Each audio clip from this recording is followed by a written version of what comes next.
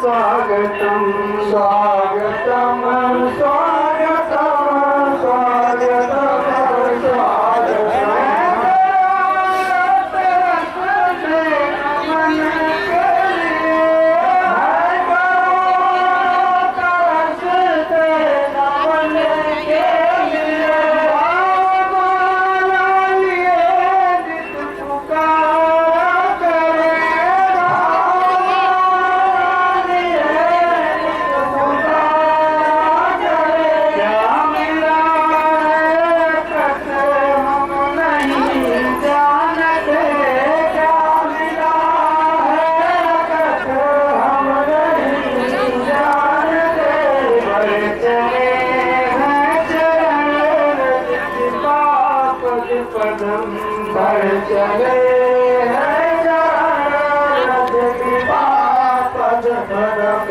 स्वागतम स्वागतम स्वागतम स्वागतम स्वागतम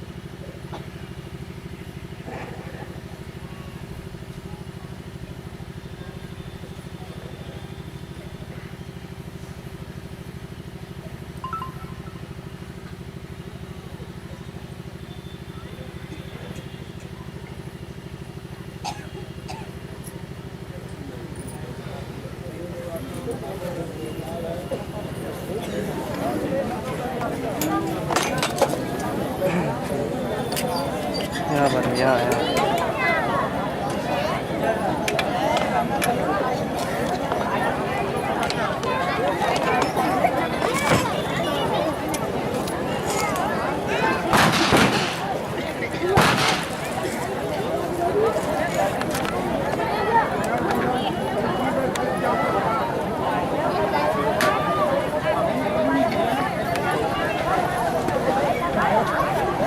एक रस्सी लाओ तुम फ्रेंड्स, एक रस्सी रस्सी रस्सी बांधने के लिए।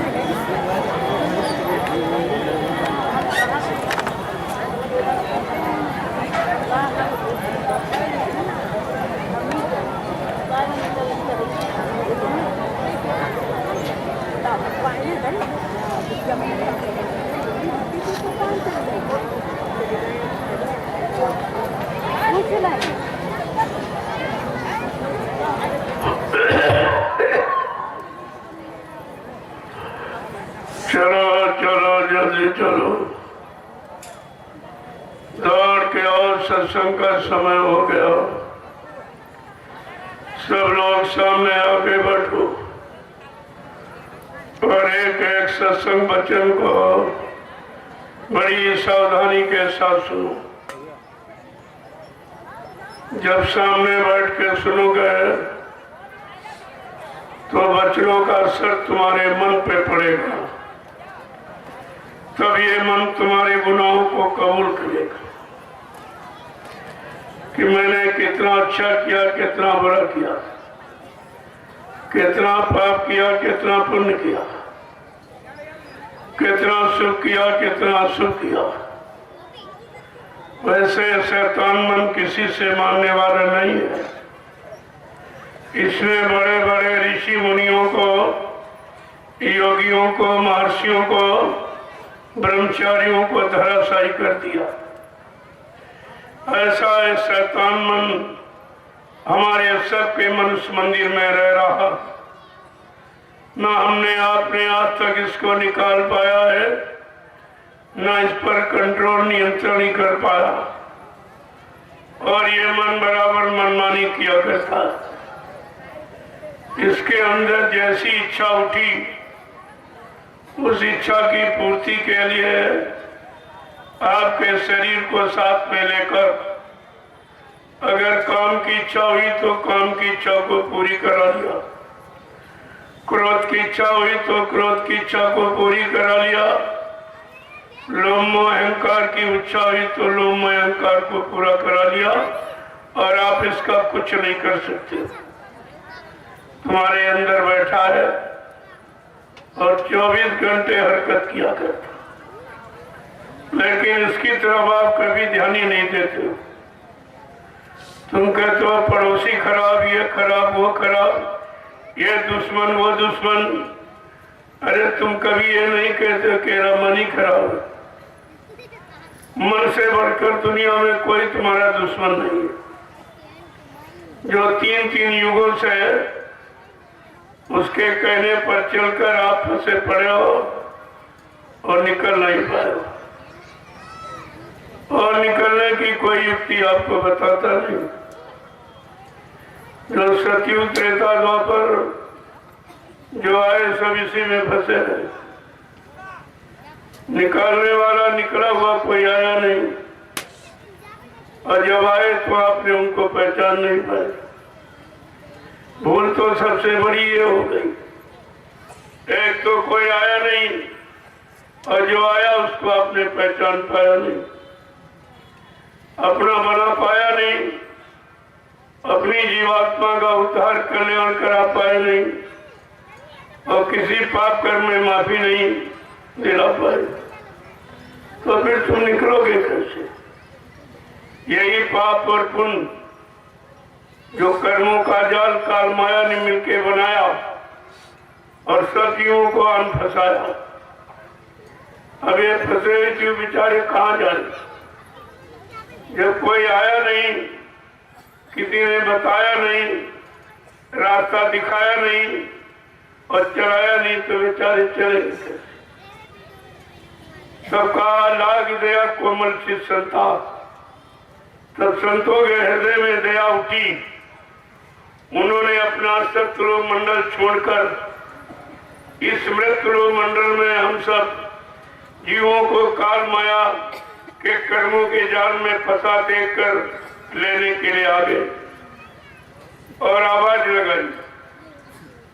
ऐसे चुपके से नहीं, पूरे यानी देश में आवाज। हिंदुस्तान का कोई प्रांत, कोई जिला, तहसील, ब्लॉक, शहर, कस्बा, गली गांव कुछ छोड़ा नहीं गया जहां आपको जानकारी न दी गई। महापुरुष ने अपने आने की, यानी अपने धाम की, अपने काम की, जगह नाम की, ये तीनों जानकारी आपको दी कि मैं किस धाम से आया हूँ, कौन सा काम करने आया हूँ, कौन सा नाम आधार लेके आया। तीनों परिचय मिलाने के बाद भी आप शंका में कैसे चले गए? जब किसी पर शंका होती है तो हम उसका परिचय पूछते, और सम्राटदाता दयालु ने परिचय अपना आपको पहले ही दे दिया ताकि किसी जीव को मेरे प्रति कोई शंका न हो। कोई लोभी, लालची, स्वार्थी इनको बहका भरमा न सके, ये जानकारी आपको पहले दी थी। कल मैंने आपको पूरी जानकारी दी, क्योंकि जो जिस काम के लिए आया है अगर जानकारी नहीं देगा तो जीव बेचारे समझ नहीं पाए। उन्होंने आगे यहाँ पूरी जानकारी दी कि मेरा मृत्यु मंडल में आने का कारण क्या। अभी तक कोई आया नहीं, न सत्यु, न त्रेता, न द्वापर। 5,500 वर्ष कलयुग के भी निकल गए। कोई ऐसा नहीं आया जिसने ये आवाज लगाई हो कि मैं जीवात्माओं को लेने के लिए, इनको इनके घर पहुंचाने के लिए और नाम आधार लेके आया हूं। यही नाम आधार है, इसी को पकड़ाकर मैं सारी जीवात्माओं को उनके घर पहुंचाऊंगा।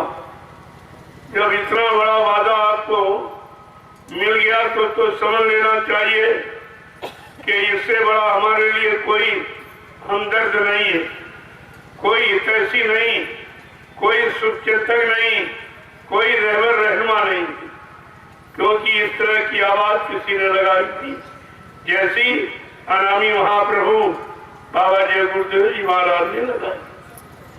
और आपने उनको अपना गुरु बनाया, लेकिन ये भी नहीं समझ पाए कि गुरु किस काम के लिए आता है, कौन सा काम करके जाता है।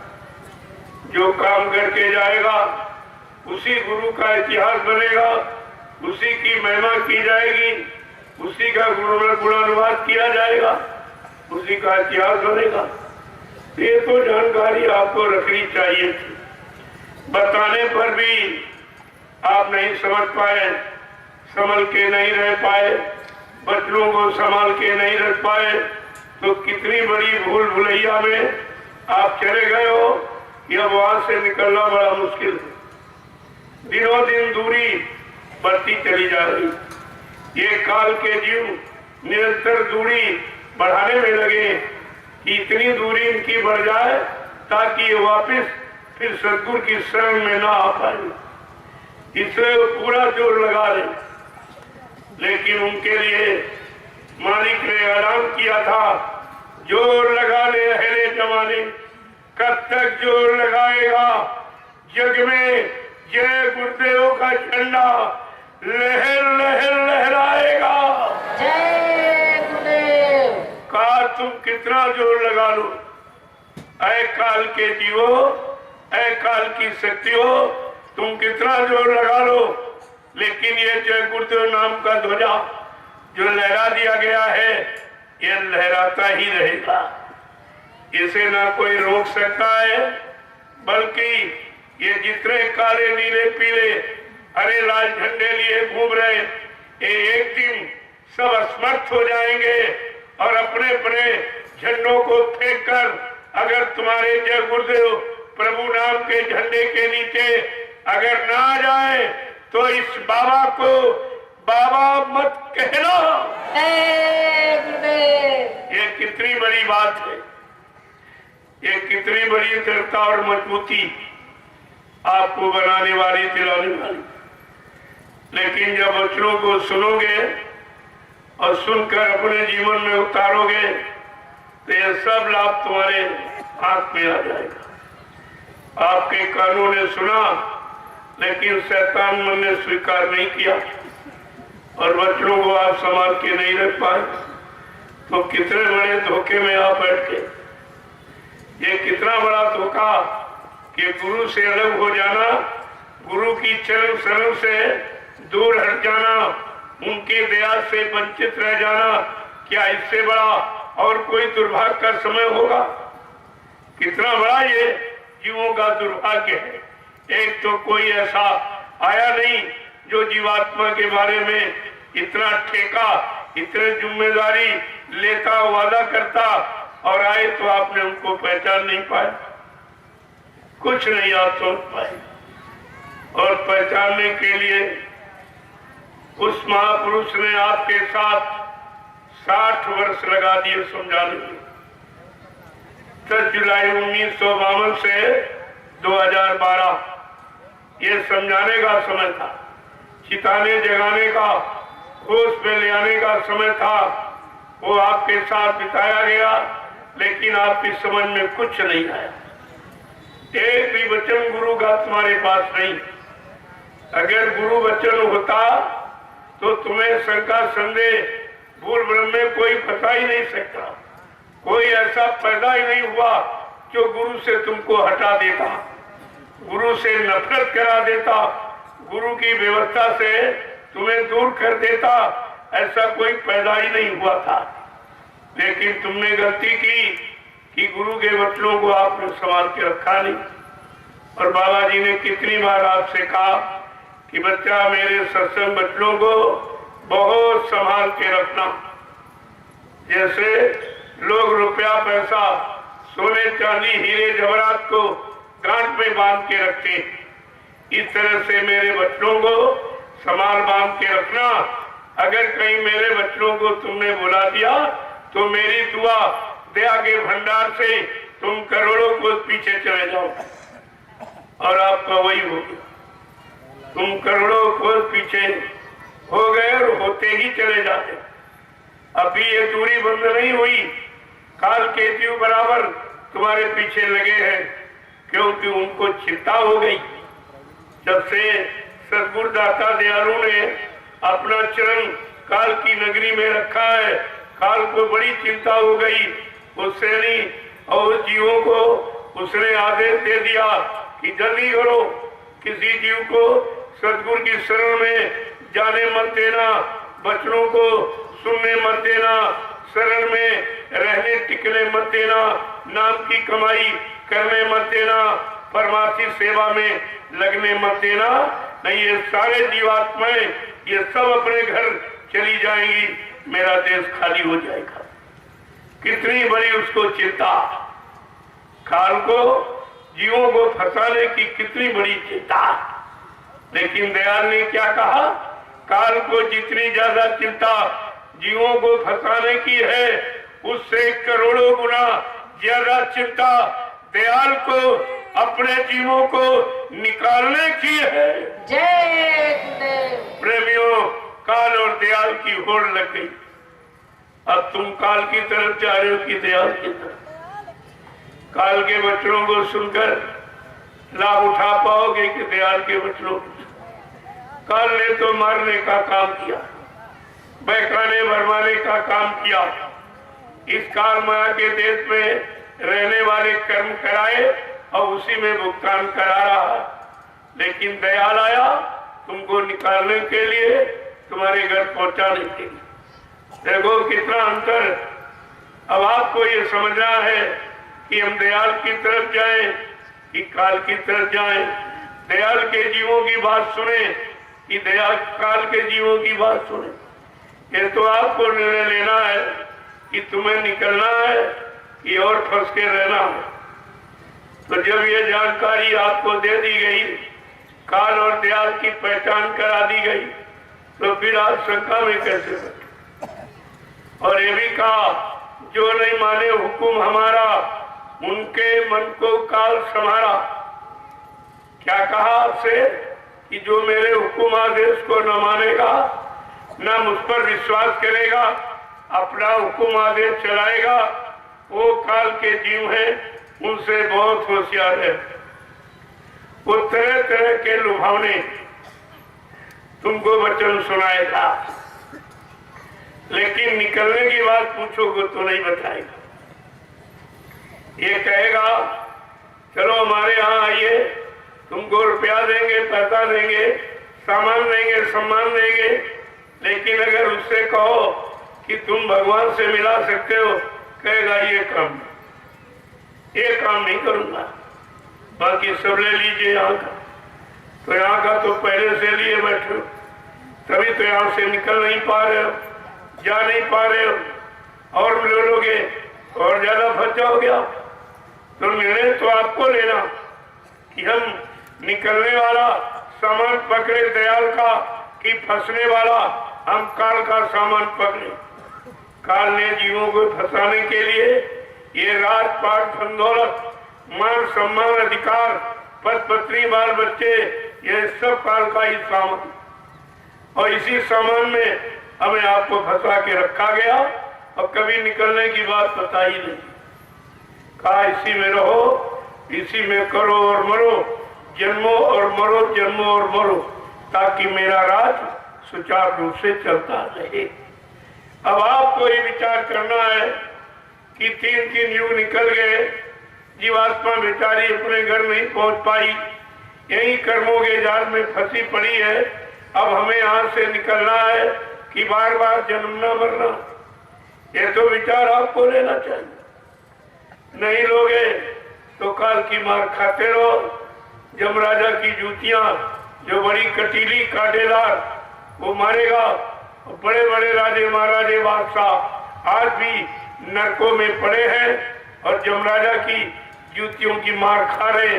उनको कोई वहां बचाने वाला नहीं है, कोई बचाने वाला वहां नहीं। तो तुम क्या बच सकते हो? जब वो नहीं बच पाए, तुम कहां से बचो? ये बचने का सामान तुमने इकट्ठा नहीं किया, ये सामान फंसने का, जो आज तक हम आप रातों दिन प्रयास कर रहे हैं, मेहनत परिश्रम कर रहे हैं, खेती, दुकान, दफ्तर, बिजली, व्यापार, मजदूरी करते हैं, इनको ठगते, उनको इनका झूठ बोला, उनका बेईमानी, छल कपट, खींचा तानी, ये जो आप कर रहे हो, ये काल का सामान इकट्ठा कर रहे हो। और ये सामान तुम्हारे काम आने वाला है नहीं।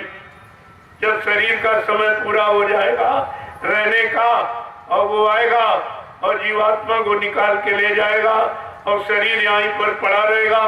तुम्हारे परिवार के लोग जिनको तुमने अपना माना और जाना, ये सब तुम्हारे शरीर से कोई हमदर्दी नहीं रखेंगे, नंगा करके ले जाएंगे शमशान भूमि पर।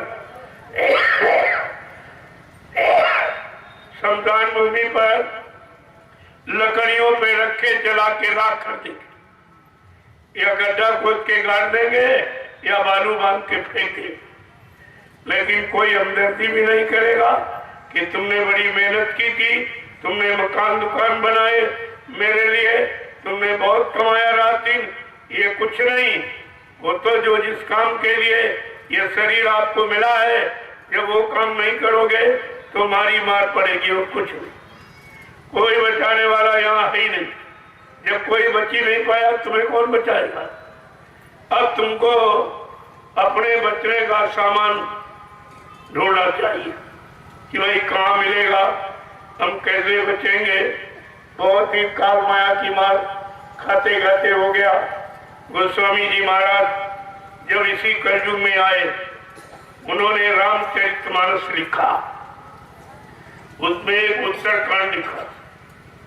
उत्तरकांड का मतलब समझते हो? तुम्हारे सारे प्रश्नों का उत्तर है और तुम्हारी सारी समस्याओं का समाधान है, लेकिन तुम उसको कभी पढ़ते ही नहीं। अगर उसको पढ़ लो तो तुम्हारे जीवन की सारी शंकाएं खत्म हो जाएगी। उन्होंने सब स्पष्ट करके उसमें कह दिया और कहा, देखो काल माया ने मिलकर ये रचना की। किसके लिए? कर्मों की रचना।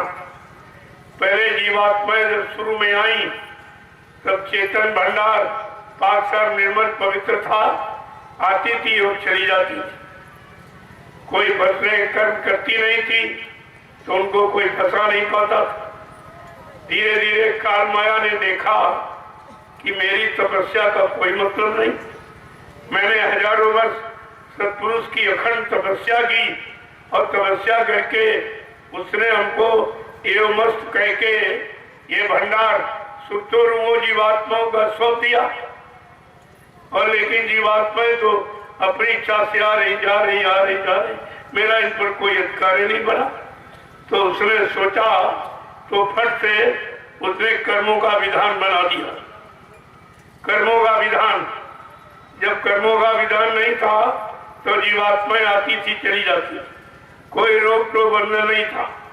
लेकिन जब उसने देखा कि अपनी इच्छा से आ रही जा रही, कोई रोक टोक इस पर लगी नहीं, तो फट से उसने कर्मों का विधान बनाया, एक पाप एक पुण्य, जिसको शुभ अशुभ अच्छा बुरा कह दिया। फिर आपने अनुभव के लिए कभी अच्छा किया, कभी बुरा किया, कभी पाप किया, कभी पुण्य किया, कभी शुभ किया, कभी अशुभ किया। इसी पाप पुण्य की बेड़ी में, कर्मों के जाल में हम आप करके खुद फंसे। आपको किसी ने जबरदस्ती नहीं फंसाया। उसने तो कर्मों का जाल बना दिया और भोगों का दाना डाल दिया।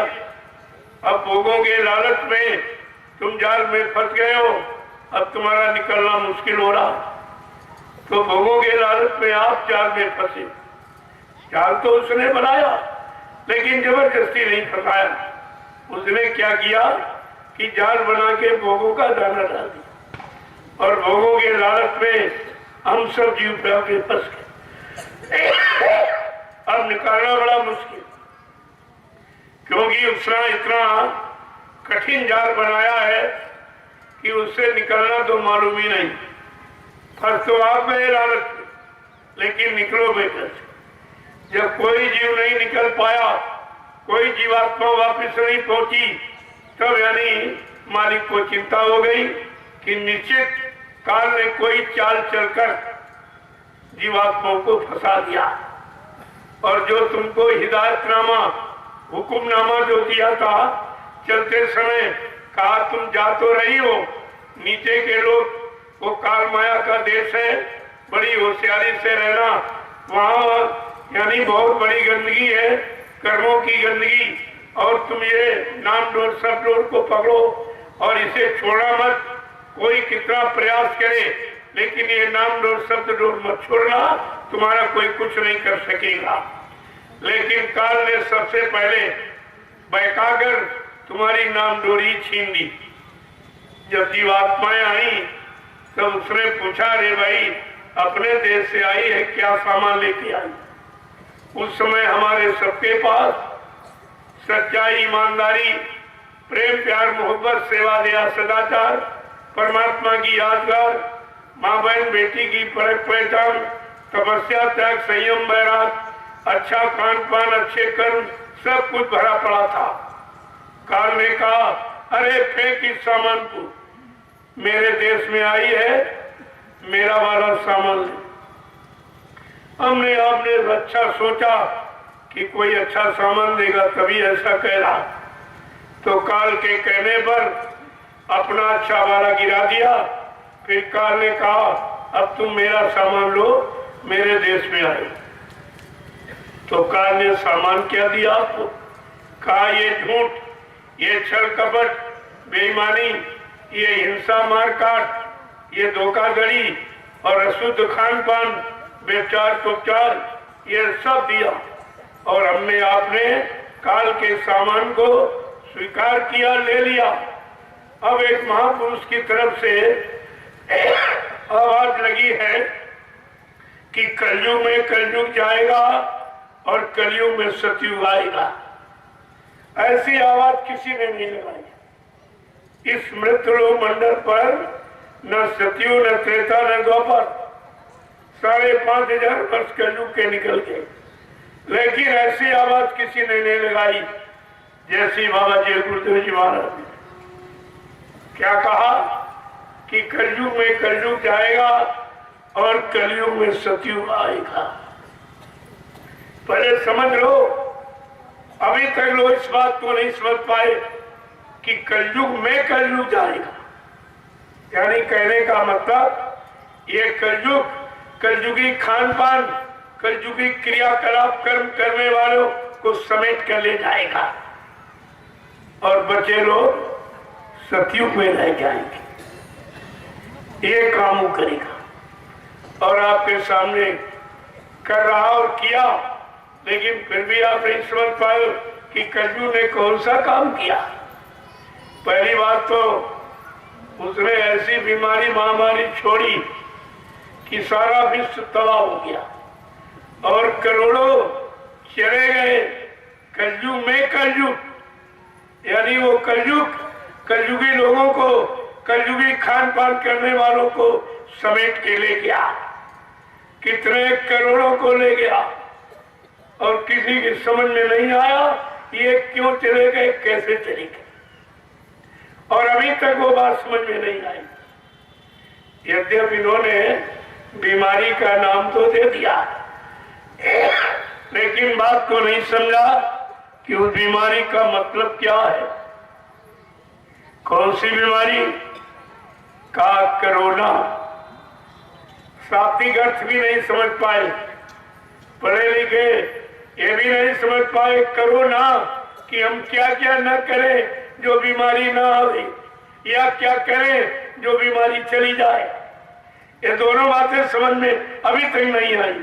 कोरोना क्या क्या न करो, अंडा न खाओ, मुर्गा न खाओ, मछली न खाओ, बकरा न खाओ, किसी जीव जंतु की हिंसा मत करो, ये बुरे काम न करो, और बुद्धि नाशक नशा शराब का प्रयोग मत करो, किसी की निंदा आलोचना बुराई क्रिटिसाइज मत करो, भद्दे अश्लील शब्दों से वाणी को खराब मत करो। ये वाणी प्रभु के गुणानुवाद के लिए मिली है, इसे गंदा मत करो, ये करो ना, ये काम न करो तो ठीक, और नहीं करो तो कोरोना आ जाएगा।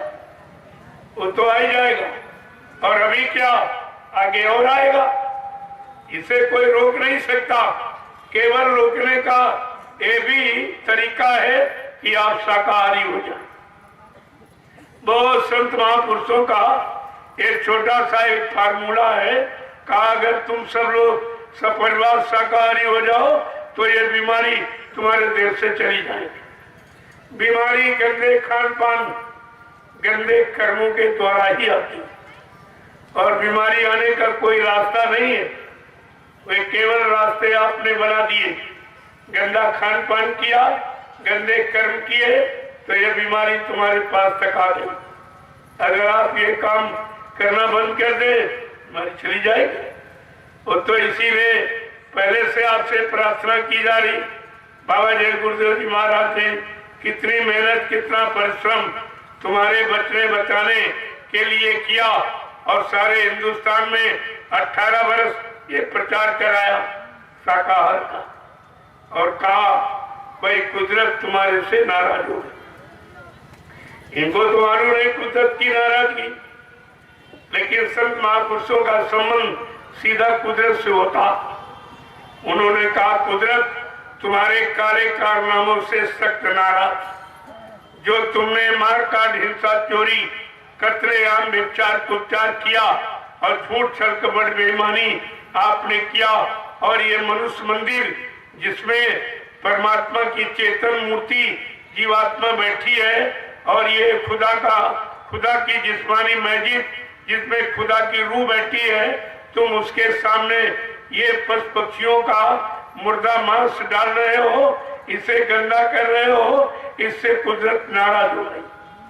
क्योंकि ये शरीर तुम्हारा बनाया नहीं, जिसने बनाया है किसी के बनाई व्यवस्था में अगर आप बिगाड़ करोगे, गंदा करोगे तो नाराज हो जाएगा। नाराजगी में वो सजा आपको दे दे तो कुदरत नाराज हो गई। तो बाबा जी ने एक बार आपको बचने के लिए कहा कि मैंने कुदरत से प्रार्थना की कि अभी थोड़ा आप रुक जाइए, मैं अपने बच्चों को शाकाहार का संदेश देने के लिए सारे देश में भेजे देता हूँ। जब लोग मेरे शाकाहार संदेश को न सुने, न माने, न अपनाए, न जीवन में उतारे, फिर तुम्हारी इच्छा में आए वो करना। जब तुमने नहीं माना और ज्यादा लोग बढ़ा के करने लगे तो उन्होंने अपना हाथ खींच लिया और जो है कुदरत को चाट दे दिया, और कुदरत ने एक झटके में करोड़ों का वारा न्यारा कर दिया। एक झटके में करोड़ों चले गए।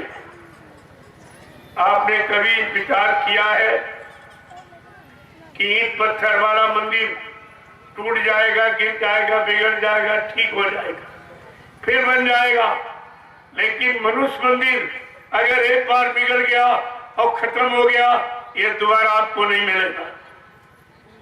ये जिस्मानी मस्जिद, ये मनुष्य मंदिर आपको बार बार नहीं मिलेगा।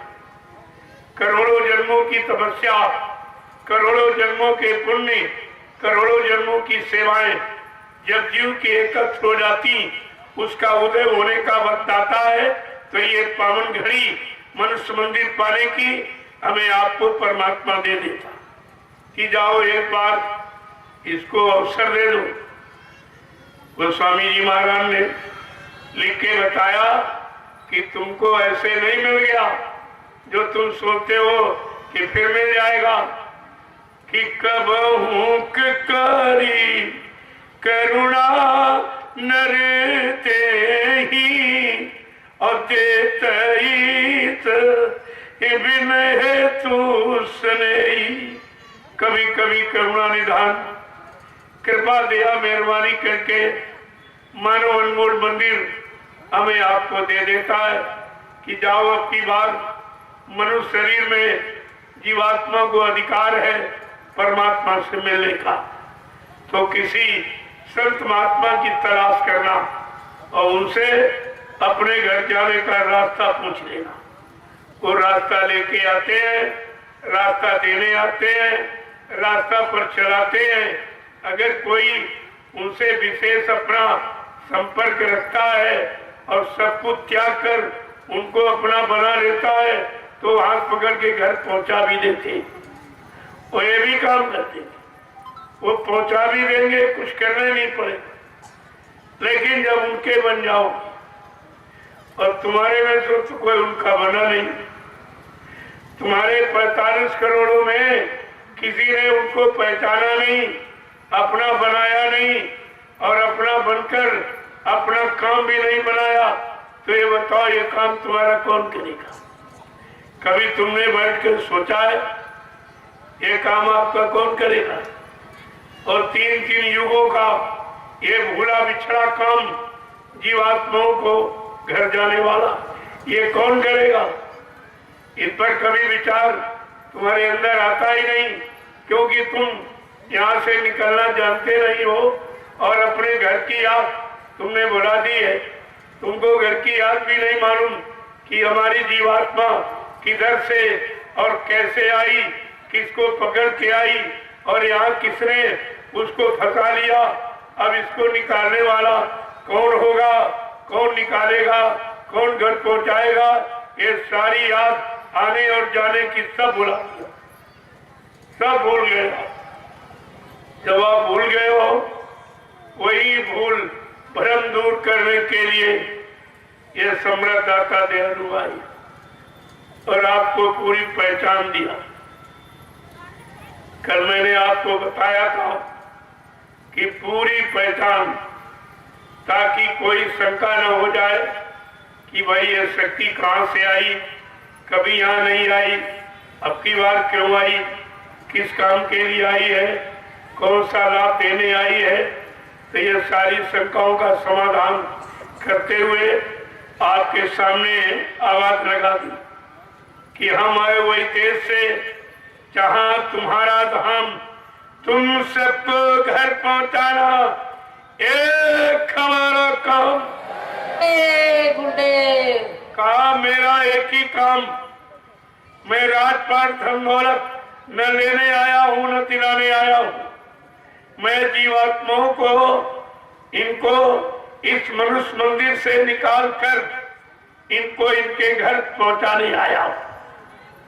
जब इतना बड़ा परिचय आपको मिल गया और ये लाभ कोई देने वाला है नहीं, तो आपको तो ये लाभ छोड़ना नहीं चाहिए, लाभ देने वाले को छोड़ना नहीं चाहिए, उनको पकड़ के रखना चाहिए था। लेकिन ना आप समझ पाए न पकड़ के रख पाए।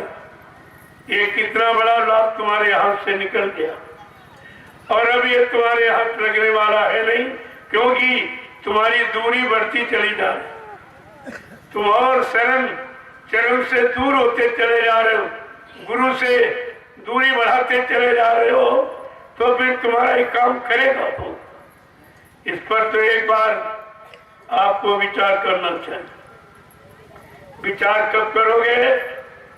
जब सुविचार अंदर आएंगे, जब शाकाहार शुद्ध आहार करोगे तो शुद्ध विचार पैदा होंगे। जब शुद्ध विचार आएंगे तब तुम उस पर करने के लिए यानी सोचोगे कि हमें क्या करना क्या नहीं करना, क्या खाना क्या नहीं खाना, किसके पास बैठना किसके पास नहीं बैठना, किसकी सुनना किसकी नहीं सुनना, किसकी मानना किसकी नहीं मानना। तब तुम्हारे अंदर विचार शुद्ध हो। अगर तुम्हारा खाने पर आहार खराब विचार खराब, क्योंकि देश के लिए नियम कानून लागू है, जैसा करे आहार वैसे बने विचार, जैसा खाए अन्न वैसा बने तन, जैसा पीवे पानी वैसी होवे वाणी। हमारे देश में ये कानून नियम लागू, ये है प्राकृतिक देश, प्रकृति की गोद में पलने वाला, प्रकृति की गोद में रहने वाला।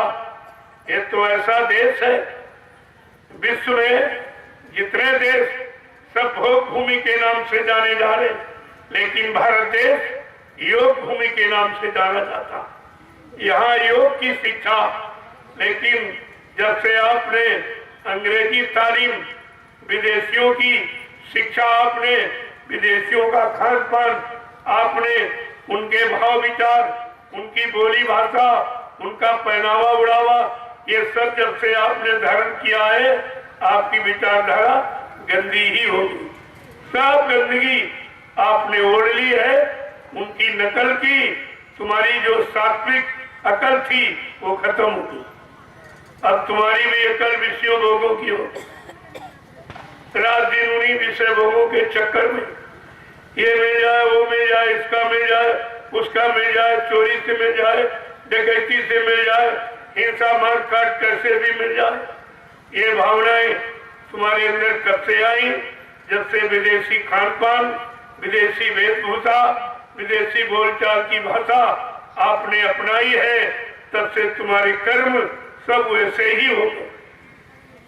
अब कर्मों के अनुसार यहाँ सजा मिलती, लाभानी मिलती, तो आपको तो बदलना है। नहीं बदलोगे तो कुदरत जबरदस्ती बदलने के लिए मजबूर कर,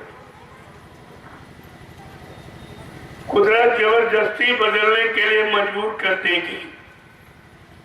ये लिख लें आप, अभी तो आपको समझाया जा रहा, नहीं मानोगे तो कुदरत मजबूर कर देगी।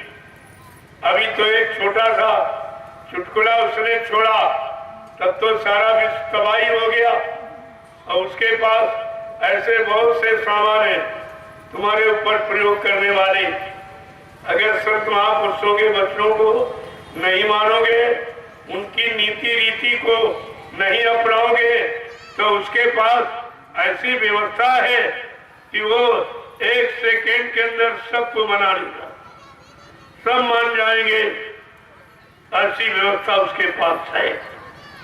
लेकिन संत महापुरुष उस व्यवस्था से आपको बचाना चाहते, आप पर कोई कुदरत की मार न पड़े, कोई बीमारी में आप न घिरे, परेशानियों में, लड़ाई झगड़ों में आप न जाने पाए, दुर्घटनाओं अकाल मौत में आप प्रेतियोनी में न जाने पाए, तो सब तरफ से बचाने का पूरा प्रयास किया जा रहा।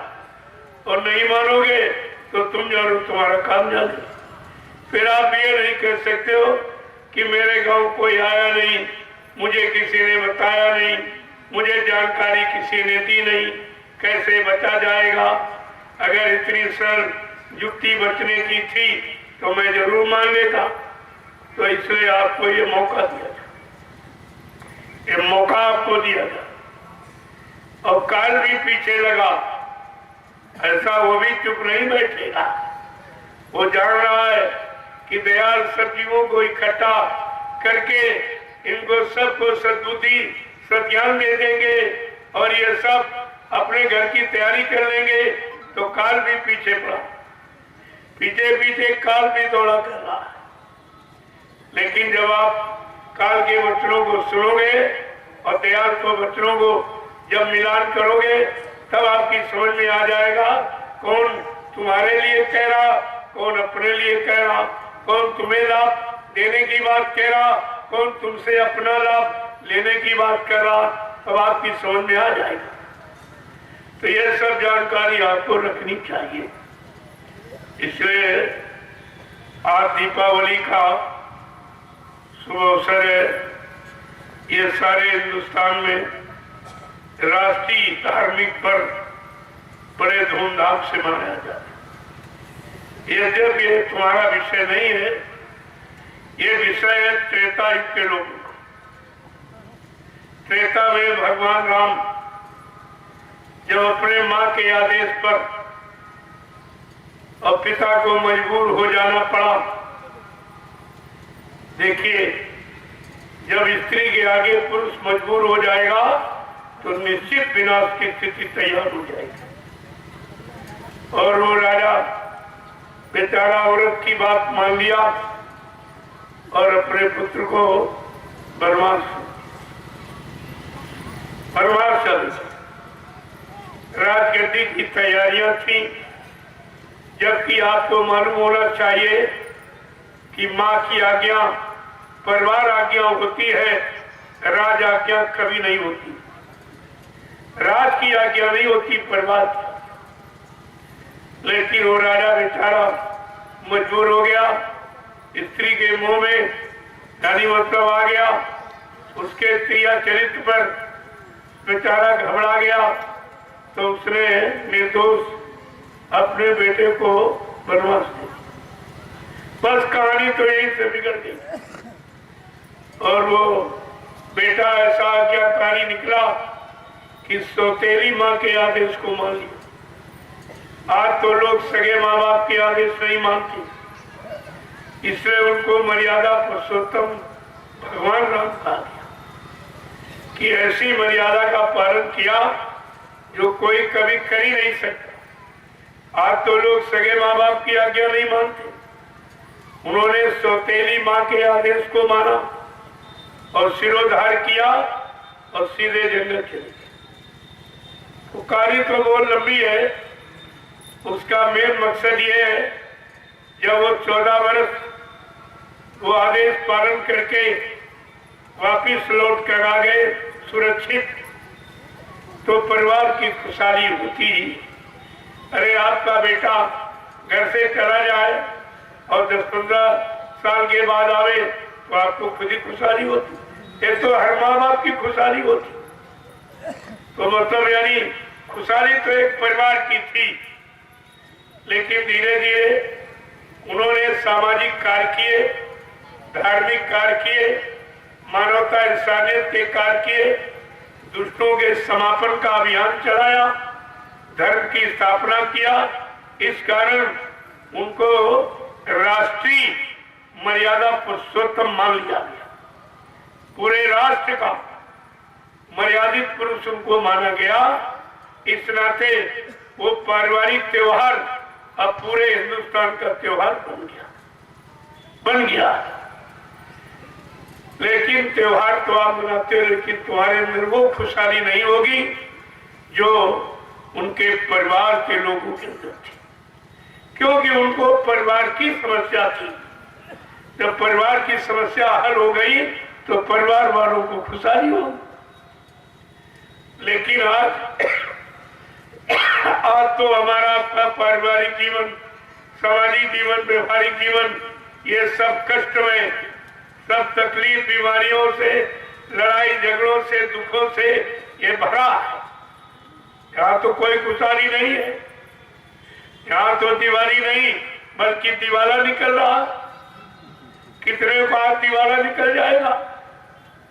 दिवाली तो त्रेता युग की उन लोगों की थी जो राम के समय मौजूद थे, और उन्होंने उनके लिए, अपनी प्रजा के लिए जो किया, तो मतलब राजा जब अच्छा काम करता है तो प्रजा खुश होती, खुश होकर के अपने राजा के लिए सब कुछ अर्पण कर देती। लेकिन ये व्यवस्था उस समय के लोगों की थी। आज तो युग भी नहीं है, समय भी नहीं है, वो राजा प्रजा का रिश्ता भी नहीं है। अब तो सारी व्यवस्था बदल चुकी है, इसलिए त्योहार का लाभ भी बदल गया। अब वो त्योहार फिर बुराइयों का हो गया। उस समय लोग शाकाहारी, सदाचारी, ब्रह्मचारी, साफ मतलब यानी सब त्योहार मनाते थे। कहते त्योहार भक्तों का था, ये भगवान के भक्तों का, चाहे होली हो, चाहे दिवाली हो, चाहे दशहरा हो, रक्षाबंधन, कोई पर्व, तिथि, त्योहार, ये सब भक्तों का। लेकिन आज कोई भक्त रहा है? सब शराबी कबाबी, सब चोर लुटेरे, सब धोखाधड़ी, बेईमानी, सब छीना और झड़पी। इसके सिवा जब कोई अच्छा काम है ही नहीं तो भक्ति करेगा तो कौन करेगा? कम से कम आपको विचार करना चाहिए। तो दिवाली का तो दिवाला निकल, अब तो दिवाला पूरे देश का निकल रहा। दिवाली सदा दिवाली, संत घर हरदम रहे त्योहार। संत दिवाली करत है सत्य लोक की मां। सच्ची खुशहाली, सच्ची दिवाली जब होगी जब हमारी जीवात्मा अपने प्रकाश में, आनंद में, चेतन देश में पहुंच जाएगी, जहां प्रकाश ही प्रकाश। आज भी आप प्रकाश का प्रतीक बनाए हो त्योहार को, कि रोज एक चिराग से काम चलता, आज हजारों चिराग जला रहे हो। इसका मतलब क्या है? हजारों चिराग का मतलब ज्यादा प्रकाश, बड़ा प्रकाश। इसका मतलब ये प्रमाणित हो गया कि प्रकाश हमारे जीवन का आधार है, हमारी जीवात्मा का आधार प्रकाश है। जब तक प्रकाश नहीं मिलेगा ये जीवात्मा दुखी रहेगी, क्योंकि काल का कोई सामान रात पात धन दौलत का प्रयोग नहीं करती। अब उस प्रकाश में देश में जीवात्मा कब पहुंचेगी, कैसे पहुंचेगी, तभी उसकी दिवाली होगी। इसके पहले दिवाली नहीं होगी। बात तो असली है, लेकिन ये बात तो कोई समझता ही नहीं। ये तो संत मत के कुछ बिरले जिन्होंने प्रकाश पाने की युक्ति समझ ली और निरंतर प्रयास कर रहे हैं कि प्रकाश कब मिले। इन आंखों को बंद कर जब जीवात्मा की दिव्य आंख से जो प्रकाश, लाइट, उजाला जो दिखाई देता है वो अनवरत है, वो कभी कम नहीं होता, कभी घटता बढ़ता मिटता नहीं है, वो एक रस रहता। जब उस चेतन प्रकाश को चेतन जीवात्मा देखेगी, अपने चेतन प्रकाश में देश में पहुंचेगी, तब इसकी असली खुशहाली और दिवाली होगी। तब वो दिवाली होगी। वो दिवाली अब कब होगी, कब मालिक की दया होगी, कब हम प्रयास करेंगे, प्रयत्नशील बनेंगे, ये तो हमारे आप पर भी तो निर्भर करता। रास्ता तो आपको उस प्रकाश को पाने का ही दिया गया जिसे नामदान कहते। ये नामदान संसार की वस्तुओं को पाने के लिए नहीं, संसार के रात पात धन दौलत काल माया के सामान को पाने के लिए नहीं है। वो उस चेतन प्रकाश और चेतन आवाज जो उधर से वाणी, जिसे आकाश वाणी, अनंत वाणी, ईश्वर वाणी, ब्रह्मवाणी कह के जाना जाता है। मुसलमान फकीरों ने कलमा आयत कह के बताया, लेकिन ये सब इसी मनुष्य मंदिर में 24 घंटे आवाज भी हो रही है और प्रकाश भी हो रहा और आरतियां और ये सब कुछ हो रहा। वहां तुमको कुछ लाने इकट्ठे करने की जरूरत नहीं है। इसीलिए कहा परम प्रकाश रूप दिन राती न चाहिए खिड़कियां और राती। वो तो परम प्रकाश चेतन देश है, वहां प्रकाश ही प्रकाश, अंधेरे का नाम नहीं है। ऐसा वो देश है जहाँ की चेतन जीवात्मा रहने वाली है और चेतन महापुरुष भी उसी देश से आए हैं इन जीवात्माओं को चेतन प्रकाश में देश पहुंचाने के लिए और इसकी असली दिवाली मनवाने के लिए। लेकिन बात तो समझ में बड़ी देर में आ पाएगी। ये तो चिराग जलाया बुझ गया, जलाओ हवा चले तुरंत बुझ जाएगा। लेकिन वो परम प्रकाश रूप दिन राती न चाहिए घृत दिया और बाती का वो परम प्रकाश 24 घंटे अनवरत अखंड ज्योति जलती रहती, कभी बुझती नहीं है।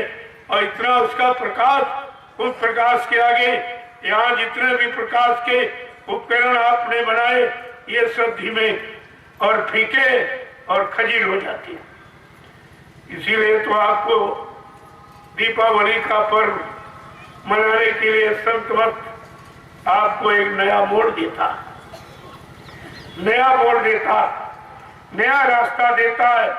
असली रास्ता जो अंदर से जाता है प्रकाश में चेतन देश के लिए, उस रास्ते की जानकारी देता, केवल संत मत की जानकारी देता। और किसी मत मतांतर फिरके को अपनाकर आप ये चेतन रास्ता तय नहीं कर सकते। तो धीरे धीरे समझना चाहिए आप। तो इस पावन पर्व पर संत महापुरुषों के कुछ सत्संग वचनों को सुन लीजिए ताकि आपकी समझ में आ जाए कि हमारा असली कर्म, असली मानव कर्म, मानव धर्म क्या है। अभी तक हम यही नहीं जानते कि मानव कर्म क्या, मानव धर्म क्या। जो हमने समझ लिया, कर लिया, उसी को धर्म मान लिया, उसी को कर्म जान लिया।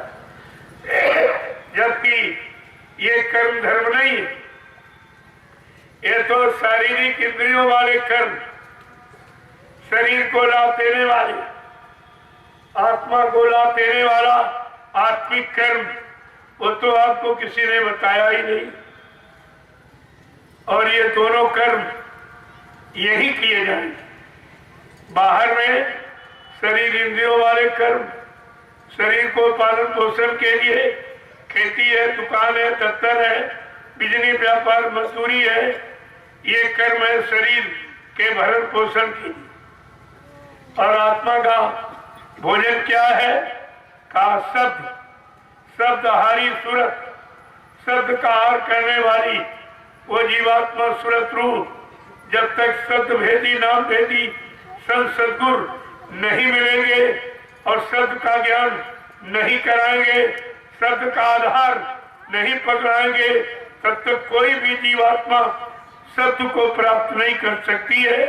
और जब तक शब्द नहीं पकड़ेगी तब तक अपने घर नहीं पहुंचे। यह सब जानकारी आपको सत्संग कराएगा।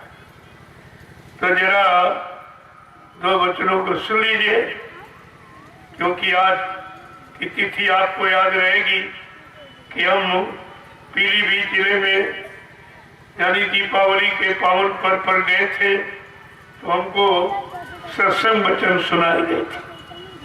और सत्संग वचन हमारे जीवन को असली मोड़ देने वाले, असली सही सच्चे रास्ते पर खड़ा करके चलाने वाले और पहुंचाने वाले। जय गुरुदेव, जय गुरुदेव, जय गुरुदेव, जय गुरुदेव, जय गुरुदेव। जय गुरुदेव। नाम किसका? प्रभु का, जय गुरुदेव। नाम किसका?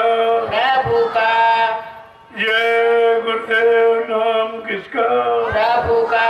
प्रभु का प्यारा नाम। जय गुरुदेव। विश्व के प्रथम मसीहा, युग प्रवर्तक, सतयुग के निर्माता, वैचारिक क्रांति के जन्मदाता, परम पूजनीय स्वामी जी महाराज, आज दीपावली के पावन पर्व पर देश के कोने कोने से पधारे हुए श्रद्धालु भक्त, सत्संगी प्रेमी जनों, बड़े सौभाग्य का ये दिन है। एकता, आध्यात्मिकता, धार्मिकता के सूत्र बंधन में बंधकर जो आज हम इस जंगल में एकत्र हुए हैं, ये है मालिक की दया। बगैर दया के कोई कहीं जा नहीं सकता और कहीं अच्छे काम में सम्मिलित नहीं हो सकता। ये दया ही लेके आती। तुम्हारा कोई पुण्य कर्म जागा है जो आज आपको घसीट के सत्संग में ले आया। सत्संग में तुम नहीं आए हो, तुम्हारा पुण्य कर्म लेके आया। गोस्वामी जी महाराज ने रामचरितमानस के उत्तरकांड में लिख के बताया कि पुण्य पुंज बिन मिलय ना संता, और संत बिना सूझे नहीं पंथा। बिना पुण्य कर्मों के संत महात्मा नहीं, उनके वचन सुनने का अवसर, मौका जीवन में नहीं मिलता। और बगैर संत महापुरुषों के मानव जीवन का असली राज, जीवन कैसे जिए, ये जानकारी नहीं हो पाती। जीवन तो सभी जी रहे हो, लेकिन ये पशुवत जीवन है। जो पशु पक्षी जो काम करके जीवन जी रहे हैं, वो काम आप करके जी रहे हो। वो है खटकर्म, छह कर्म: आहार निद्रा भय मैथुनस, खाना पीना सोना, कमाना, मल मूत्र त्याग करना, आल औलाद बच्चे पैदा करना। ये छह कर्म है। ये छह कर्म पशु पक्षी कीड़े मकोड़े सब करते, और वही अगर तुम करते रहे तो तुम्हारे पशुओं में अंतर क्या है?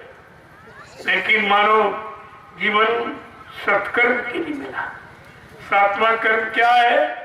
जीवात्मा जगे परमात्मा सुने। ये सातवां कर्म के लिए आपको मानव शरीर मिला।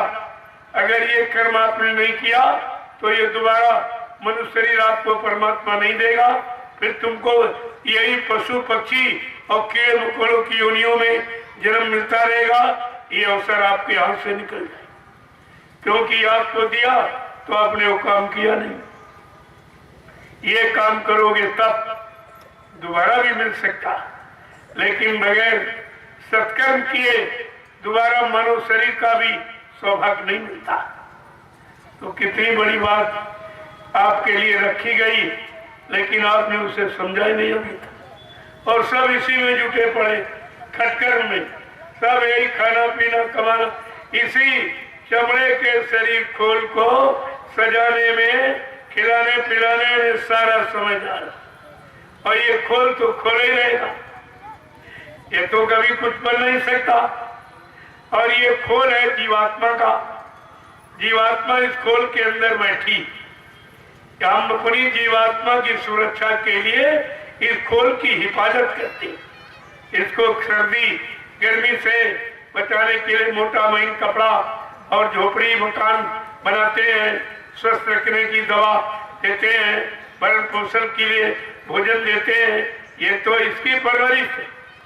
लेकिन इस खोल के अंदर जो चेतन जीवात्मा बैठी, उसका भोजन कभी आपने सोचा है क्या है?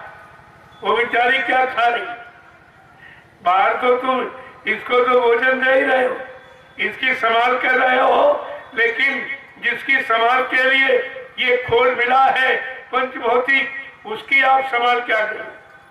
उसके बारे में आप जानते ही नहीं, किसी ने बताया भी नहीं, और बताने वाले संत महापुरुष आए, तुमने उनकी बात मानी नहीं, तो ये तुम्हारे लिए अनर्थ हो गया, कितना बुरा हो गया। तो जरा बच्चों को सुन लो कि जब तक सत्संग बच्चों को नहीं सुनोगे तो आपकी समझ में कुछ आ ही नहीं सकता। कितने भी किताबें पढ़ लो, किताबें महात्मा नहीं बना देंगी आप, और किताबें पढ़कर और रट के आप जीवात्मा जगा भी नहीं सकते, ये भी नहीं जगा सकते। अगर 4 वेद 6 था, 18 पुराण, 19 उपनिषद और 36 ऋचाएं जो धर्म चर्चा वर्णित की गई, ये सब रट डालो तो क्या जीवात्मा जाग जाएगी? अरे इस किताबी ज्ञान से जीवात्मा जगती है कि संतों के शब्द ज्ञान से जगती? तुम अक्षर ज्ञान शब्द ज्ञान में अभी अंतर नहीं समझ पाए। सब अक्षर ज्ञानी शब्द ज्ञानी कोई कोई, तभी कहा है शब्द पारखी गुरु जो होवे तो झट देवे भेद रखा है। अगर शब्द की पारिख करने वाला ऐसा सच्चा सदगुरु मिल जाए तो फिर कितनी देर लगेगी जीवात्मा को घर पहुंचने में? वो तो सेकंडों में निकल जाएगी, बशर्ते रास्ता मिलना चाहिए। तो जरा बच्चों को सुन लीजिए, जब आप यहाँ किसी से कोई वस्तु चाह की इच्छा रखते हो तो कितनी आरजू मिन्नत प्रार्थना करते हो, तरह तरह की। मंदिर में, मस्जिद में, गिरजाघर, गुरुद्वारों में, पत्थर में, कागज पर, पानी में कितना मत्था टेकते हो, कितनी आरजू मिन्नत करते हो कि हमको कुछ मिल जाए, कुछ मिल जाए, कुछ मिल जाए। लेकिन परमात्मा प्राप्ति के लिए कभी प्रार्थना की है? परमात्मा प्राप्ति करने, प्रार्थना करने का दर कहाँ है, दरबार कहाँ है? कहा वो है संत महापुरुषों का सत्संग, उनकी सत्संग गंगा। जब उसमें स्नान करोगी तो मनसा वाचा कर्मणा, जो भी गंदगी आप में इकट्ठी हो गई वो सत्संग जल से सब उतर जाए। और किसी पानी से तुम कर्मों की गंदगी नहीं धो सकते हो, चाहे कितनी गंगा ना हो, चाहे जमुना ना हो, चाहे तीर्थ मूर्त कहीं आप चले जाओ, लेकिन जो कर्मों की गंदगी जो अंदर जमा है जीवात्मा के सामने, बिल्कुल उस मन ने पर्दा जैसा खड़ा कर दिया कि ये देख न पाए, समझ न पाए, नहीं हमको ये अपनी तरफ खींच लेगी। कितना बहकाने का काम कर रहा है ये शैतान अंदर बैठा हुआ है। तो इसलिए हमें आपको भी हमारी से ऐसी प्रार्थना करनी चाहिए कि हमारी जीवात्मा को जगा दे, मन को नहीं, जीवात्मा। मन को आपने पूजा पाठ, तीर्थ व्रत, दान हवन, जब जब गंगा स्नान करके बहुत मन को जगाया, लेकिन भोगों से कभी हटाया नहीं है। जगाया भोगों में लगाया, जगा जगा कर भोगों में लगाते रहे हो। कार माया के सामान पाने वाली युक्तियां साधन में लगाते रहे हो, कभी उसको हटाने के लिए कभी सोचा या नहीं सोचा, मालूम ही नहीं था। तो जरा जीवात्मा के लिए प्रार्थना करो। क्या प्रार्थना कर दो कि जय गुरुदेव नैया तुम्हारे हवाले, जय गुरुदेव नैया तुम्हारे हवाले।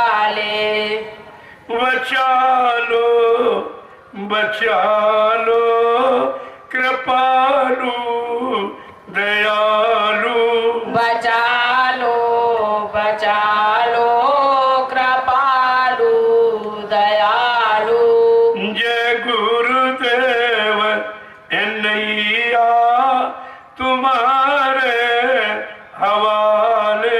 जय गुरुदेव नैया तुम्हारे हवाले। बचा लो कृपालु दयालु। बचा लो कृपालु दयालु। युगों से फंसी है ये भंवर बीच नैया। युगों से फंसी है भंवर बीच नैया। और तुम्हारे सिवा है न कोई खेवैया। तुम्हारे सिवा है न कोई खेवैया। कृपा करके नाथ ये जल्दी निकालो। कृपा करके नाथ जल्दी निकालो। बचा लो कृपालु दयालु। बचा लो कृपालु दयालु। जय गुरुदेव नैया तुम्हारे हवाले। जय गुरुदेव नैया तुम्हारे हवाले। बचा लो कृपालु दयालु। बचा लो कृपालु दयालु। न कोई किनारा हमें दिखता है। न कोई किनारा हमें दिखता है। न कोई सहारा मुझे सूझता है। न कोई सहारा मुझे सूझता है। दया करी के पतवार अपनी संभालो। कृपा करे के पतवार अपनी संभालो। बचा लो कृपालु दयालु। बचा लो कृपालु दयालु। जिधर देखता हूँ उधर काल माया। जिधर देखता हूँ उधर काल माया। और तुम्हारे सिवा कोई रक्षक न पाया। तुम्हारे सिवा कोई रक्षक न पाया। शरण की शरण दे के अपना बना लो। चरण की शरण दे के अपना बना लो। कि सत्संग सेवा में स्वामी लगा लो। कि सत्संग सेवा में स्वामी लगा लो। कि सत्संग सेवा में स्वामी लगा लो।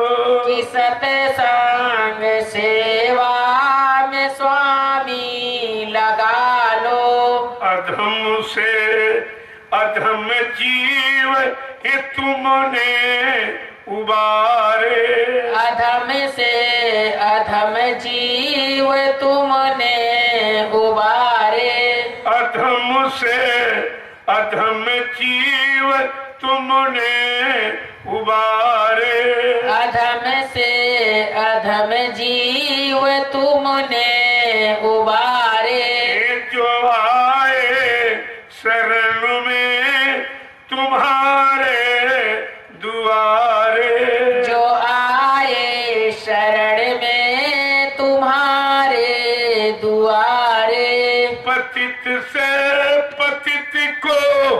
उठा लो उठा लो। पतिति से पतिति को उठा लो उठा लो। और तुम ही मेरे दाता संभालो संभालो। तुम्ही मेरे दाता संभालो संभालो। और तुम ही मेरे दाता संभालो संभालो। तुम्ही मेरे दाता संभालो संभालो।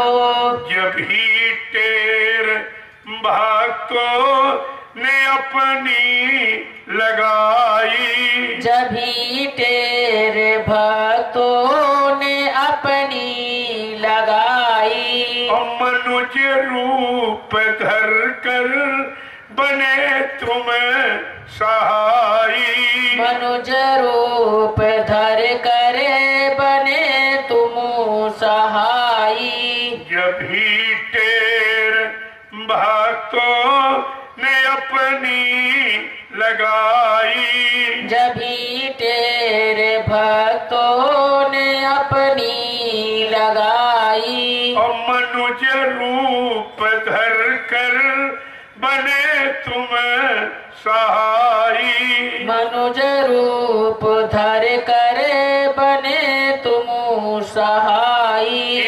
इसी प्रण को अपने निभालो निभालो। इसी प्रण को अपने निभालो निभालो। और तुम ही मेरे स्वामी बचा लो बचा लो। तुम ही मेरे स्वामी संभालो संभालो। ये सतगुरु विनय है ये तुमसे हमारी। ये सतगुरु विनय है ये तुमसे हमारी। लगा दो लगन ऐसी अपने भजन मानुष मत जानो। गुरु को तुम मानुष मत जानो। गुरु को तुम मानुष मत जानो। गुरु को तुम मानुष मत जानो। वे हैं सात पुरुष की जान। वे हैं सात पुरुष की जान। मन अब छोड़ पुरानी बान। मन अब छोड़ पुरानी बात। वो समझा के कह रहे हैं तुम गुरु को मनुष्य मत जानो। गुरु ने मानव चोला तुम्हारे लिए धारण किया है क्यों आपकी बार तुम्हारी जीवात्मा मनुष्य शरीर में है। मनुष्य शरीर में जीवात्मा के उद्धार कल्याण करने के लिए गुरु ने मानव तन धारण किया। वह है सत्पुरुष की जान। वो सत्पुरुष वो मालिक के ही रूप तद्रूप है। केवल मानव स्वरूप धारण किया। आगे क्या कह रहे हैं कि जैसे तैसे मन समझाओ। जैसे तैसे मन समझाओ। धर पर तीत धरो उन ध्यान। धर पर तीत धरो उन ध्यान। कहते जैसे वैसे इस शैतान मन को समझाने की कोशिश कर। तुम अड़ोसियों पड़ोसियों को समझाते हो, इनको संदेश उनको संदेश सुनाते, कभी अपने मन को तुमने सुनाया समझाया? अरे दुनिया के लोग सुन लेंगे तो तुम्हारा कौन लाभ कर देंगे, नहीं मानेंगे तुम्हारा क्या नुकसान कर देंगे। तुम्हारी हानि लाभ तुम्हारे मानने और न मानने पर ही होती है। क्या कह रहे हैं? जैसे हो सके वैसे सत्संग वचनों को सुनाकर, सेवा में लगाकर, सुमरन ज्ञान भजन करा के जैसे हो सके इस शैतान मन को समझाने की कोशिश कर। आगे क्या कह रहे हैं कि दया मेहर से वचन सुनावे, दया मेहर से वचन सुनावे, वे है पूर्ण पुरुष अनाम, वे है पूर्ण पुरुष अनाम। कहते दया मेहर।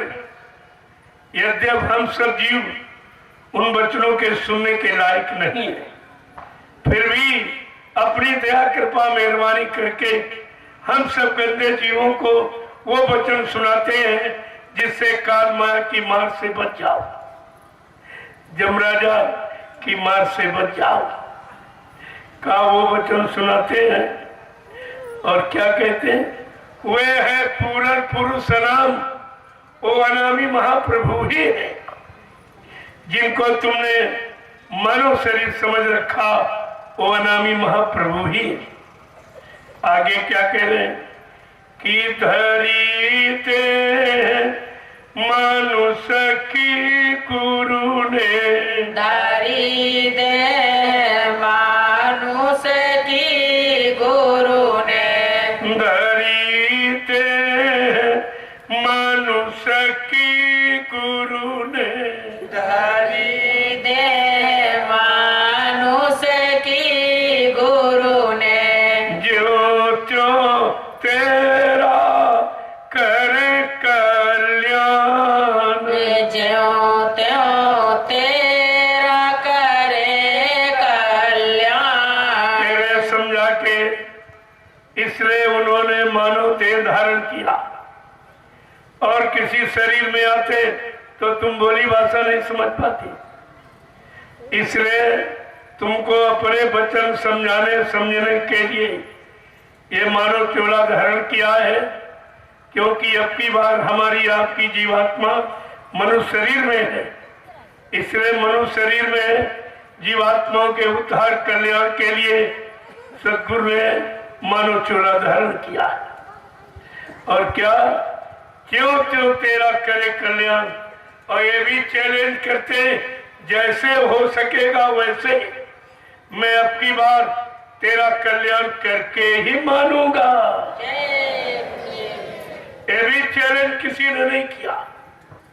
कहा जैसे होगा वैसे, हमें कोई लीला, कोई खेल, कोई करिश्मा क्यों न करना पड़े, लेकिन जैसे हो सकेगा वैसे अब की बार उन जीवात्माओं का कल्याण करके ही मानूंगा जिनको मैंने नामदान दिया है।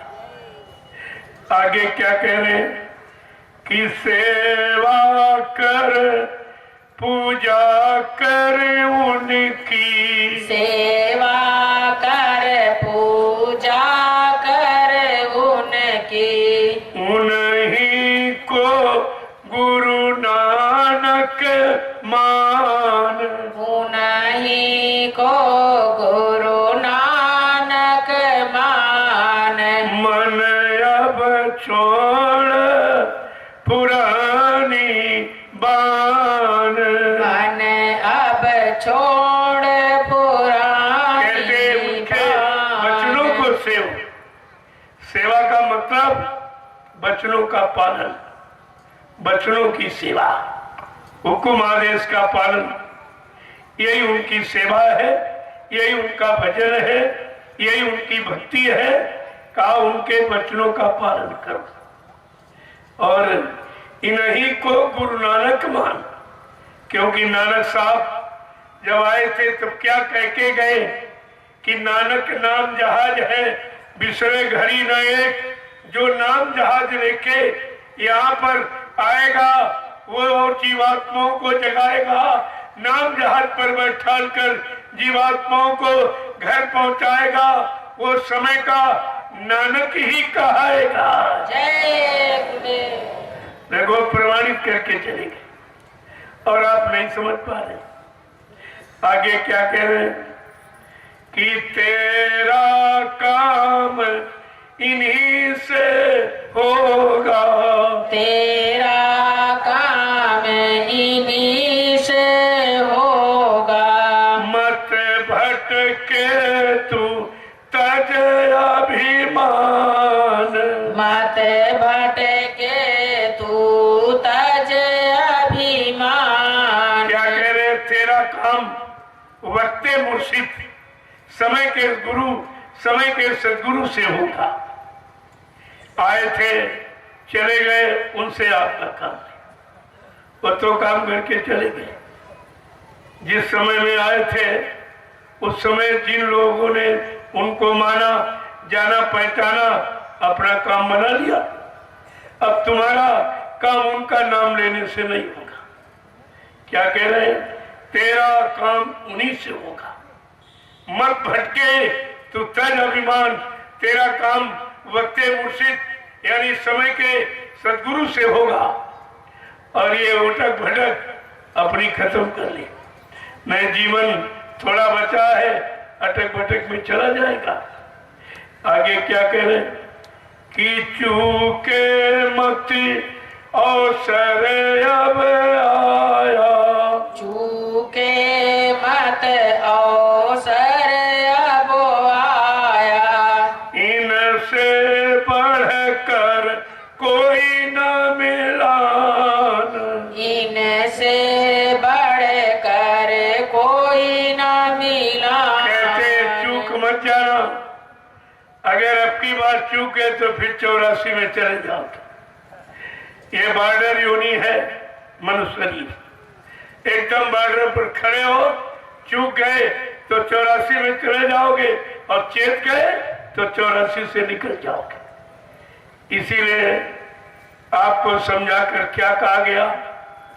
जो जो भजन भक्ति से चूके तिनके मुख जम पल पल थूके, ऐसी कुगति होएगी सबकी जो नहीं धारे हो सदगुरु अपकी। और सदगुरु बिना कोई नहीं बाँचे और नाम बिना 84 नाचे। नाम रहे संतोवाधीना, संत बिना कोई नहीं चीन्हा। जय गुरुदेव। कितना साफ साफ दे दिया कि संतों के बिना समय के नाम की पहचान किसी को नहीं। कि समय का काम किस नाम से होगा, वो नाम समय का कौन होगा, कौन लेके आएगा, कौन नाम को जगाएगा, ये सब जानकारी महापुरुष पर निर्भर है। आगे क्या कह रहे हैं कि जो अब की तू चूका गुरु से, जो अब की तू चूका गुरु से, तो भर में गा चारों खान, तो भर में गा चारों खान। ऐसे समरस सदगुरु से अगर चूक गया तो 4 खान 84 लाख नरकों की योनियों का आना जाना तेरा कोई छुड़ा नहीं पाएगा। क्या समझा के कह रहे हैं कि फिर ऐसे गुरु मिले न कबू, फिर ऐसे गुरु मिले न कबहू, फिर ऐसे गुरु मिले न कबू, फिर ऐसे गुरु मिले न कबहू। मान मान तू अब भी मान, मान मान तू अब भी मान। अब की बार तू चूक गया क्योंकि ये रोज नहीं आती। सदगुरु एक, गुरु बहुतेरे। सदगुरु समय का एक ही आता, गुरु बहुत आती। सच्चे सदगुरु की पहचान के लिए आपको सारे गुरुओं की जानकारी दी गई कि कौन गुरु तुम्हारा कहां तक काम करेगा। प्रथम गुरु पिता और माता, जो है रक्त बीज के दाता। दूसर गुरु भई वो दाई, जो गर्भवास की मैल छुड़ाई। तीसर गुरु नाम जो धारा, ले नाव जो गांव पुकारा। चौथा गुरु जो शिक्षा दीना, तब संसारी मारक चीना। पांचवा गुरु जो दीक्षा दीना, राम नाम का सुमरन कीना। छठवां गुरु भरम सब तारा, ओंकार से नाता जोड़ा। लेकिन सतवां सतगुरु और शब्द लखाया, और जहां का जीव तहां पहुंचाया। प्रेमियों, ये सतगुरु का काम। इसलिए कहा सतगुरु समय का एक किया था। बने तो सतगुरु से बने, बिगड़े तो भरपूर। ऐ जीवात्मा रूहो, जब कभी तुम्हारी बनेगी तो समय के आए सतगुरु दयाल से बनेगी, नहीं तो बिगड़ जाएगी। क्या गुरबाणी आपने याद रखी? अगर गुरबाणी समझ में तुम्हारी आ जाती तो इतनी बड़ी भूल करके आप नरकों में जाने की तैयारी में नहीं लग जाती। बने तो सतगुरु से बने, बिगड़े तो भरपूर। जब कभी तुम्हारी बनेगी तो समय के सतगुरु दाता दयालु से बनेगी, और नहीं तो बिगड़ जाएगी। और बिगड़ने पर फिर और कोई बना भी नहीं सकता। ये बनाने का अधिकार सृष्टि में केवल समय के सतगुरु को है, और किसी को अधिकार भी नहीं। देखो कितना बड़ा आपका काम होना। इतना बड़ा काम करने के लिए सम्राट दाता दयालु आए, और आप उन्हीं को पहचान नहीं पाए, और ये भी कह रहे कहते मर के चले गए। ये और प्रचार शुरू कर दिया। इसका मतलब जब मर के चले गए तो फिर कभी नहीं बनेगी। ये भी नहीं सोच पाए हो, अगर हम ये कहेंगे कि मर के चले गए तो हमारी फिर कभी नहीं बनेगी। जब बनाने वाला चला गया तो फिर बनाएगा। और इसीलिए लिख दिया गया साफ, बने तो सतगुरु से बने, और बिगड़े तो भरपूर। और किसी के पास धोखे में चले गए तो भरपूर, यानी तुम्हारी बिगाड़ देगा, फिर कभी बनने का अवसर नहीं मिलेगा। और बनेगा तब समय के सतगुरु से बनेगा। आगे क्या कह रहे, देखिए कितनी बड़ी बात।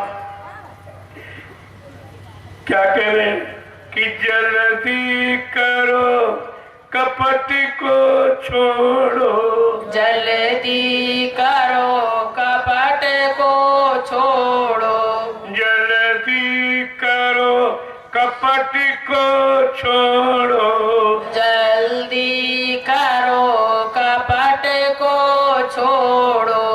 श्रद्धा भाव बढ़ाओ आन, श्रद्धा भाव बढ़ाओ आन। कहते इसलिए जल्दी करो, कलयुग में उम्र बहुत कम है। 100 वर्ष की उम्र आपको मिली, उसमें अगर अच्छा खान पान करोगे, अच्छी संग सोबत में रहोगे, अच्छे कर्म करोगे तो। अगर गंदे खान पान, गंदी संग सोबत, गंदे कर्मों में चले गए तो 50 में खेल खत्म हो जाएगा। फिर आपका ये 100 वर्ष का जीवन नहीं मिलेगा। कहा इसलिए जल्दी करो कपट को छोड़ो, और महापुरुष में श्रद्धा सेवा भाव पैदा करो, जो तुम्हारी जीवात्मा के कल्याण के लिए आए। अपना काम करा लो, बना लो। आगे क्या कह रहे हैं, कीर्तने पर मन कहा न माने, इतने पर मन कहा न माने, इतने पर मन कहा न माने, इतने पर मन कहा न माने। तो फिर अपनी तू ही जान, तो फिर अपनी तू ही जान। अब समझा के कह रहे, अगर तुम्हारा शैतान मन इतने समझाने पर भी नहीं मान रहा, सत्संग वचन सुनाने पर, सेवा में लगाने पर, सुमरन ध्यान भजन कराने पर भी तुम्हारा शैतान मन अगर नहीं मानता है, तो फिर अब तुम अपनी जान, तो फिर तुम अपनी जानो।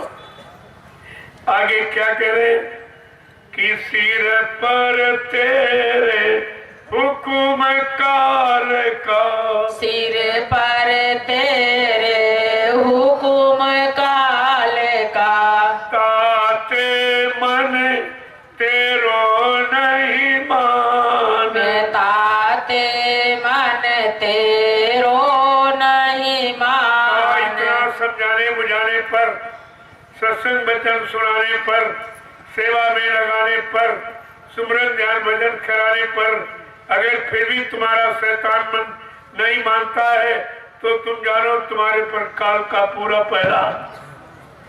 ये काल के जीवों की पहचान, जो नहीं माने हुकुम हमारा, उनके मन को काल संभाला।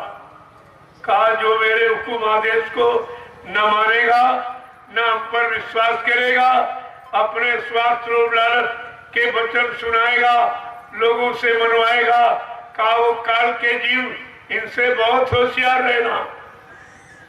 आगे क्या कह रहे कि लगा रहेगा संग गुरु के, लगा रहेगा संग गुरु के, लगा रहेगा संग गुरु के, लगा रहेगा संग गुरु के, सहज सहज तेरो मन मान, सहज सहज तेरो मन मान। कह रहे अगर गुरु के वचनों में लगा रहेगा तो काल माया की मार से बच जाएगा।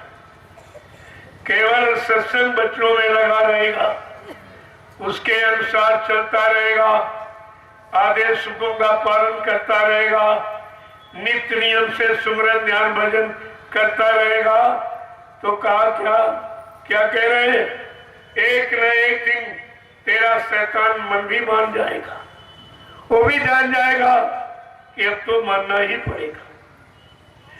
आगे क्या कह रहे हैं कि सतगुरु स्वामी कहे समझाई, सतगुरु स्वामी कहे समझाई, राधा स्वामी कहे समझाई, राधा स्वामी कहे समझाई, ऐसे जीव होए हैरान, ऐसे जीव होए हैरान, मन अब छोड़ पुरानी बान।